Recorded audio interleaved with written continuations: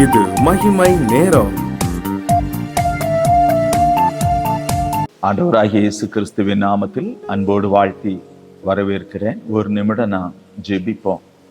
எங்கள் நல்ல ஆண்டவரே, நீர் செய்ய நினைத்த காரியம் தடைபடாது, எங்களுக்கு இரக்கம் செய்யும் என்று இயேசு கிறிஸ்துவின் நாமத்தில் ஜெபிக்கிறோம் ஜீவனுள்ள தகப்பனே, ஆமேன்.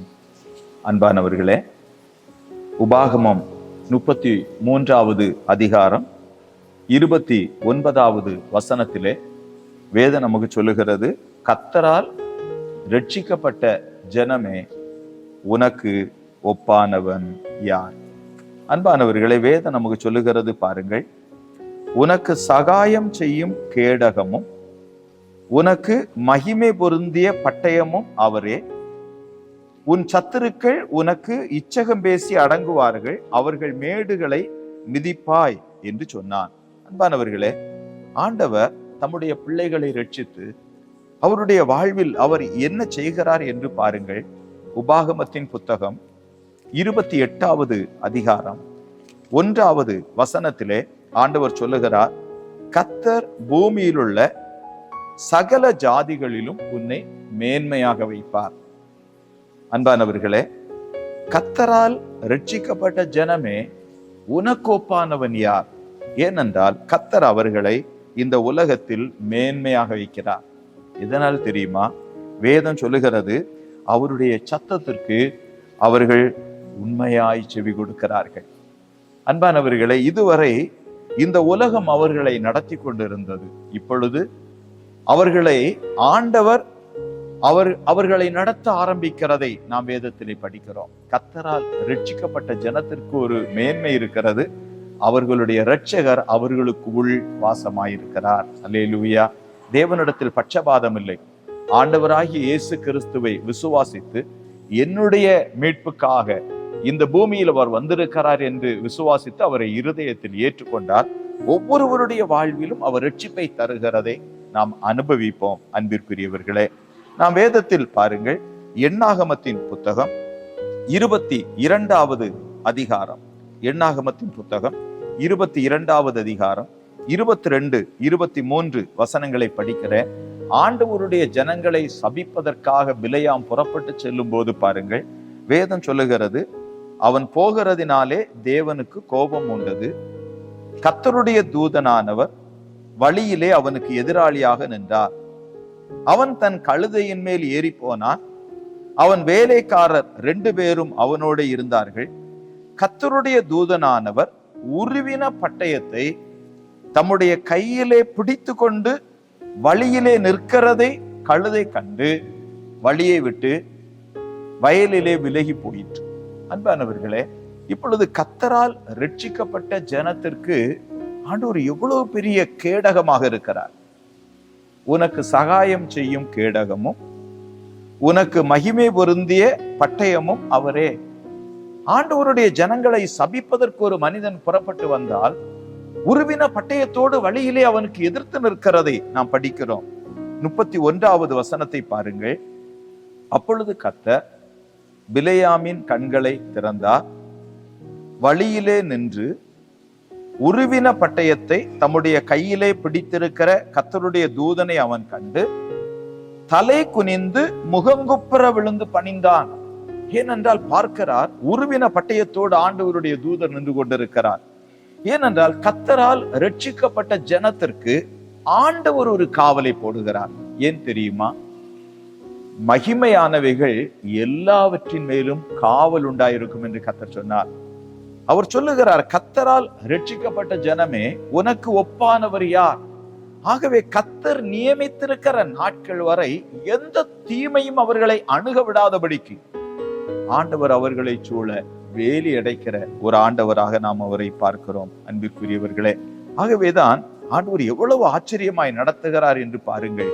உபாகமத்தின் புத்தகம் 28வது அதிகாரம் 7வது வசனத்தை பாருங்கள். உபாகமம் 28:7. உனக்கு விரோதமாய் எழும்பும் உன் சத்துருக்களை கர்த்தர் உனக்கு முன்பாக முறிய அடிக்கப்படும்படி ஒப்பு கொடுப்பார். ஒரு வழியாய் உனக்கு எதிராக புறப்பட்டு வருவார்கள், 7 வழியாய் உனக்கு முன்பாக ஓடி போவார்கள். என்ன மேன்மை! வேதம் நமக்கு சொல்லுகிறது, கர்த்தரால் ரட்சிக்கப்பட்ட ஜனமே, உனக்கு ஒப்பானவர் யார் என்று சொல்லுகிறதை நாம் படிக்கிறோம் பிரியமானவர்களே. ஆகவே ஆண்டவர் தம்முடைய பிள்ளைகளை ரட்சித்து அவர்களுடைய வாழ்க்கையிலே சில மாற்றங்களை ஏற்படுத்துகிறார் பிரியமானவர்களே. ஏனென்றால் ரட்சிப்பு என்பது ஒரு மனிதனுடைய பழைய வாழ்வு அல்ல, இப்பொழுது ஒரு புதிய வாழ்வு. வேதம் நமக்கு சொல்லுகிறது, இப்படி இருக்க ஒருவன் கிறிஸ்துவுக்குள் இருந்தால், 2 கொரிந்தியருக்கு எழுதின நிருபம் 5வது அதிகாரம் 17வது வசனத்திலே நாம் இப்படி படிக்கிறோம். இப்படி இருக்க ஒருவன் கிறிஸ்துவுக்குள் இருந்தால் புது சிருஷ்டியாயிருக்கிறான். அல்லேலூயா.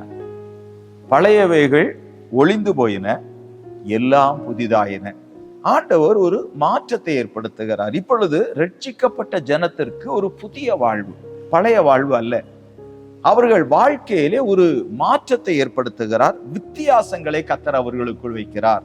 ஆகவே அன்பானவர்களே, கிறிஸ்துவினுடைய ரட்சிப்பை நாம் அறிந்து கொள்வது எப்படி? இப்பொழுது நம்முடைய வாழ்க்கையிலிருந்து அநேக தீமைகளிலிருந்து கர்த்தர் நமக்கு விடுதலை தந்திருக்கிறார்.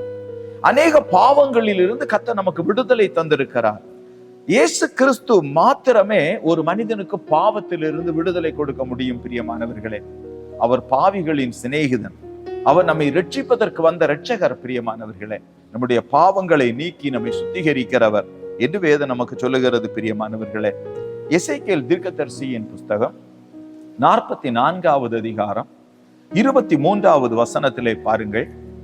அவர்கள் பரிசுத்தமானதற்கும் பரிசுத்தம் அல்லாததற்கும் தீட்டானதற்கும் தீட்டு அல்லாததற்கும் இருக்கும் வித்தியாசத்தை என் ஜனத்துக்கு போதித்து அவர்களுக்கு தெரிய பண்ண கடவர்கள் என்று ஆண்டவர் சொல்லுகிறார். ஆண்டவர் ஒரு மனிதனை ரட்சிக்கும் போது அந்த மனிதனுக்குள் வித்தியாசத்தை ஏற்படுத்துகிறார். இதுவரை தீமையை நேசித்த மனிதன் இப்பொழுது தீமையை வெறுக்க ஆரம்பிக்கிறார். அது மட்டுமல்ல, இப்பொழுது ஆண்டவர் கூட தம்முடைய ஜனத்திற்கு போதிக்கும் போது அவர்களுக்கு என்ன சொல்லி கொடுக்கிறார்? பரிசுத்தமானதற்கும் பரிசுத்தம் இல்லாததற்கும் உள்ள வித்தியாசத்தை என் ஜனத்திற்கு போதிக்க வேண்டும். தீட்டானதற்கும் தீட்டு அல்லாததற்கும் இருக்கிற வித்தியாசத்தை என் ஜனத்துக்கு போதிக்க வேண்டும் என்று கர்த்தர் சொல்லுகிறார். அப்படின்னு ஆண்டவருடைய பாரம் என்ன? என் பிள்ளைகளுக்கு தெரியணும். பரிசுத்தமானதற்கும் பரிசுத்தம் அல்லாததற்கும் உள்ள வித்தியாசம் என் பிள்ளைகளுக்கு தெரிய வேண்டும். தீட்டானதற்கும் தீட்டு அல்லாததற்கும் இருக்கிற வித்தியாசம் என் பிள்ளைகளுக்கு தெரிய வேண்டும் என்று ஆண்டவர் நம்மை கண்டித்து உணர்த்தி ஜீவ பாதையில நம்மை நடத்துகிறவர். அன்புக்குரியவர்களே, எசேக்கியேல் தீர்க்கதரிசியின் புஸ்தகம் 22வது அதிகாரம் 26வது வசனத்தை பாருங்கள். அதன் ஆசாரியர்கள் என் வேதத்துக்கு அநியாயம் செய்து என் பரிசுத்த வஸ்துக்களை பரிசுத்த குலைச்சலாக்குகிறார்கள். பரிசுத்தம் உள்ளதற்கும் பரிசுத்தம் இல்லாததற்கும் வித்தியாசம் பண்ணாமலும், ஆண்டவருடைய துக்கத்தை பாருங்க, அசுத்தம் உள்ளதற்கும் அசுத்தம் இல்லாததற்கும் உண்டான வேற்றுமையை காண்பியாமலும் இருந்து என் ஓய்வு நாட்களுக்கு தங்கள் கண்களை மூடிக்கொள்ளுகிறார்கள். அவர்கள் நடுவிலே நான் கனஈனம் பண்ணப்படுகிறேன். அன்பானவர்களே, ஆண்டவர் பெற்றோருக்கு ஒரு கட்டளை கொடுத்தார். பிள்ளையானவன் நடக்க வேண்டிய வழியிலே அவனை நடத்து என்று சொன்னார். ஆண்டவர் இரட்சகர், நம்மை நேசிக்கிறவர், நம்மை ரட்சித்தார். அது மட்டுமல்ல, நம்மையும் கர்த்தர் பயன்படுத்துகிறதை பார்க்கிறோம். எப்படி ஆண்டவர் பயன்படுத்துகிறார்? பிள்ளைகளுக்கு கூட பரிசுத்தமானதற்கும் பரிசுத்தம் இல்லாததற்கும் ஒரு வித்தியாசத்தை காண்பித்து கொடுக்க வேண்டும். தீட்டானதற்கும் தீட்டு இல்லாததற்கும் இருக்கிற வித்தியாசத்தை காண்பிக்க வேண்டும். அப்படி காண்பிக்காவிட்டால் ஆண்டவர் என்ன சொல்லுகிறார்? அவர்கள் நடுவிலே நான் கனஈனம் பண்ணப்படுகிறேன். ஆகவே பிரியமானவர்களை, இன்றைக்கு பெற்றோர் கூட பிள்ளைகளுக்கு அந்த வித்தியாசத்தை காண்பியாவிட்டால் ஆண்டவர் என்ன சொல்லுகிறார்? அவர்கள் நடுவிலே நான் கனஈனம் பண்ணப்படுகிறேன். ஆகவேதான் இப்பொழுது எதிர்பார்ப்போடு கர்த்தர் நம்மை தேடி வந்திருக்கிறார். அன்பானவர்களே, நம்முடைய வாழ்க்கையில ஒரு பெரிய மேன்மையை தரும்படி வந்திருக்கிறார். அவ்வளவு பெரிய மகிமை. ஒரு நிமிடம் நாம் ஜெபிப்போமா?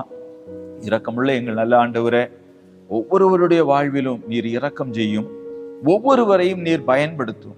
பரிசுத்தம் உள்ளதற்கும் பரிசுத்தம் அல்லாததற்கும் இருக்கிற வித்தியாசத்தை ஆண்டவரே பெற்றோர் கூட தங்களுடைய பிள்ளைகளுக்கு காண்பிக்கிறவர்களாய் மாற்றும்.